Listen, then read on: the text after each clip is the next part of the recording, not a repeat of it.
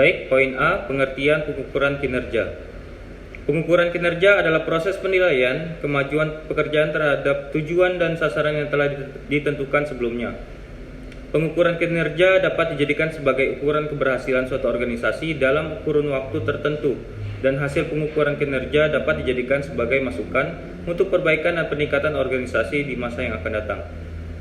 Selain itu, pengukuran kinerja juga berguna memberikan informasi atas satu, efisiensi pengukuran sumber daya dalam menghasilkan barang dan jasa, kedua, kualitas barang dan jasa, atau seberapa baik barang dan jasa diserahkan kepada pelanggan dan sampai seberapa jauh pelanggan terpuaskan. Dan yang ketiga, hasil kegiatan dibandingkan dengan maksud yang diinginkan dan efektivitas tindakan dalam mencapai tujuan. Baik, selanjutnya poin B, informasi yang digunakan untuk pengukuran kinerja. Terdapat dua informasi yang digunakan. Yang pertama, informasi finansial. Penilaian laporan kinerja finansial diukur berdasarkan pada anggaran yang telah dibuat. Dan yang kedua, informasi non-finansial. Informasi non-finansial dapat menjadi penambah keyakinan terhadap kualitas proses pengendalian manajemen, di mana teknik pengukuran kinerja komprehensif yang digunakan oleh berbagai organisasi adalah balance scorecard. Nah, di sini saya ingin menjelaskan tentang apa sih itu value for money. Nah, value for money ini sendiri merupakan inti dari pengukuran kinerja pada organisasi pemerintah. Permasalahan yang sering dihadapi oleh pemerintah dalam melakukan pengukuran kinerja ini adalah sulitnya mengukur output. Kemudian, melalui konsep value for money juga memberikan informasi berupa indikator apakah anggaran atau dana yang dibelanjakan menghasilkan nilai tertentu bagi masyarakatnya. Kemudian, manfaat value for money dalam pengukuran kinerja keuangan organisasi sektor publik juga sangat membantu suatu instansi pemerintah agar dapat memberikan kesadaran akan uang publik sebagai akar pelaksanaan akuntabilitas publik. Selain itu, meningkatkan pelayanan kepada masyarakat dengan tepat dan sesuai sasaran, sehingga terciptanya mutu pelayanan yang baik dengan penggunaan sumber daya ekonomi serta efisien pula. Kemudian, pengukuran value for money ini terbagi menjadi beberapa pengukuran lagi. Yang pertama ada pengukuran ekonomi. Pengukuran ekonomi ini hanya mempertimbangkan masukan yang dipergunakan dan merupakan ukuran relatif. Rumus mengukur ekonomisnya input dibagi input value dikali 100%. Input itu merupakan realisasi anggarannya, kemudian input value merupakan anggarannya, kemudian dikalikan 100%. Kemudian ada pengukuran efisiensi, yang merupakan efisiensi dapat diukur dengan rasio antar output dengan input. Rasio efisiensi juga tidak dinyatakan dalam bentuk absolut, tetapi dalam bentuk relatif, karena efisiensi diukur dengan membandingkan keluaran serta masukan.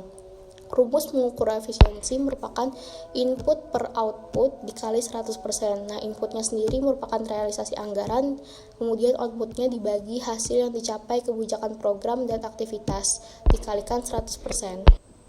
Nah, kemudian ada beberapa kriteria ekonomis, efisiensi, dan efektivitas. Yang pertama ada apabila didapatkan nilai perbandingannya kurang dari 100%, maka artinya pernyataan tersebut termasuk dalam ekonomis, efisiensi, dan efektivitas. Kemudian apabila didapatkan nilai perbandingannya sama dengan 100%, misalkan X sama dengan 100%, maka artinya ekonomis, efektivitas, dan efisiensi itu berimbang. Kemudian yang terakhir, apabila didapatkan nilai perbandingannya lebih dari 100%, misalkan X lebih dari 100%, maka artinya itu tidak ekonomis, tidak efisien, dan tidak efektivitas. Selanjutnya saya akan menjelaskan tentang analisis rasio keuangan. Analisis rasio keuangan ini merupakan bentuk untuk mengukur kinerja perusahaan berdasarkan perbandingan yang ditulis dalam laporan keuangan. Contohnya itu seperti laporan neraca, laba rugi, dan arus kas dalam satu periode tertentu. Nah, yang selanjutnya ini ada fungsi analisis rasio keuangan. Fungsi umum analisis rasio keuangan ini yaitu bermanfaat untuk investor, untuk manajemen dan investor seperti yang telah disebutkan di atas tadi. Dan selanjutnya itu ada jenis-jenis rasio keuangan. Yang pertama itu ada rasio likuiditas atau liquidity ratio, yaitu rasio untuk mengukur kemampuan likuiditas jangka pendek suatu perusahaan dengan melihat aktivitas lancarnya perusahaan. Analisis ini dapat dilakukan menggunakan rasio sebagai berikut. Yang pertama ada rasio lancar, rasio cepat, dan yang terakhir cash ratio. Yang kedua ada rasio aktivitas atau activity ratio. Rasio ini pada beberapa aset kemudian menentukan berapa tingkat aktivitas aktiva tersebut pada tingkat kegiatan tertentu. Yang ketiga ada rasio probabilitas, dan yang terakhir ada rasio investasi atau investment ratio. Di sini saya akan menjelaskan tentang Balanced Scorecard. Balanced Scorecard adalah metode pengukuran hasil kerja yang digunakan perusahaan atau biasa disebut dengan strategi manajemen. Pada awalnya, Balanced Scorecard atau disingkat BSC digunakan untuk memperbaiki sistem pengukuran kinerja eksekutif. Dengan BSC, perusahaan jadi lebih tahu sejauh mana pergerakan dan perkembangan yang telah dicapai. Selanjutnya, ada pun beberapa fungsi Balanced Scorecard, yaitu yang pertama, sebagai alat ukur perusahaan apakah visi dan misi yang dianut telah tercapai. Yang kedua, sebagai alat ukur keunggulan kompetitif yang dimiliki perusahaan. Yang ketiga, sebagai panduan strategis untuk menjalankan bisnis. Yang keempat, alat analisis efektivitas strategi yang telah digunakan. Dan yang terakhir, sebagai alat key performance indikator perusahaan.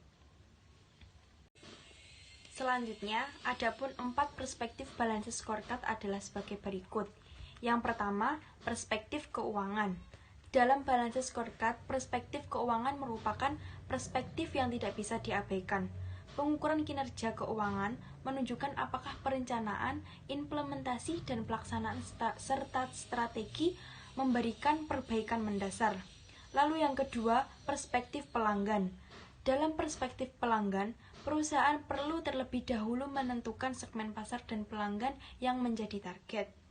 Selanjutnya, manajer harus menentukan alat ukur yang terbaik untuk mengukur kinerja dari tiap unit operasi dalam upaya mencapai target finansial. Lalu, yang ketiga adalah perspektif proses bisnis internal. Perspektif proses bisnis internal menampilkan proses kritis yang memungkinkan unit bisnis untuk memberi value proposition yang mampu menarik dan mempertahankan pelanggannya di segmen pasar yang diinginkan dan memuaskan para pemegang saham. Lalu, yang keempat, yang terakhir adalah perspektif pembelajaran dan pertumbuhan. Perspektif ini menyediakan infrastruktur bagi tercapainya ketiga perspektif sebelumnya, serta untuk menghasilkan pertumbuhan dan perbaikan jangka panjang. Penting bagi suatu badan usaha saat melakukan investasi, tidak hanya pada peralatan untuk menghasilkan produk atau jasa, tetapi juga melakukan investasi pada infrastruktur, yaitu sumber daya manusia, sistem, dan prosedur. Sekian presentasi dari kami. Apabila ada salah kata dari awal sampai akhir, mohon maaf yang sebesar-besarnya. Wallahul muwafiq ila aqwamit thoriq. Assalamualaikum warahmatullahi wabarakatuh. Perfect.